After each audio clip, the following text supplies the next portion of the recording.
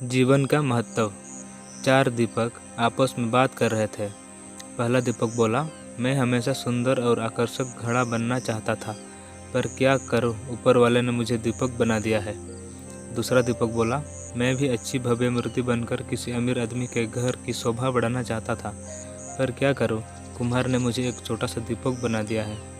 तीसरा दीपक बोला, मुझे बचपन से ही पैसों से प्यार है, काश मैं गुल्लक बनता तो हमेशा पैसों से भरा रहता, पर मेरी किस्मत में ही दीपक बनना लिखा होगा। चौथा दीपक खामोश रहकर उनकी बातें सुन रहा था। अपनी अपनी प्रतिक्रिया देने के बाद तीनों दीपों ने चौथे दीपक से भी अपनी ज़िंदगी के बारे में कुछ कहने को कहा। चौथे दीपक ने कहा, भाइयों, कुम्हार जब मुझे बना रहा था तो मैं बहुत खुश हो रहा था, क्योंकि वह मुझे बनाते वक्त प्रसन्न था। उसने जब मुझे बनाया तो मैं अपने जीवन के प्रति कृतज्ञ हो गया कि मैं एक बिखरी हुई मिट्टी से एक सुंदर दीपक बना गया जो अंधेरों को दूर करने का साहस रखता है। मैं वो साहसी दीपक हूँ जिसके जलते ही अंधेरा छूमंतर हो जाता है।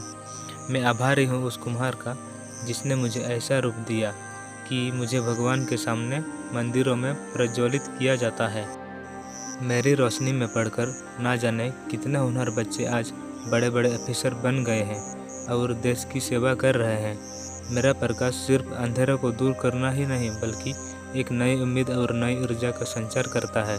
चौथे दीपक की बातें सुनकर अन्य तीनों दीपों को भी अपने जीवन का महत्व समझ में आ गया।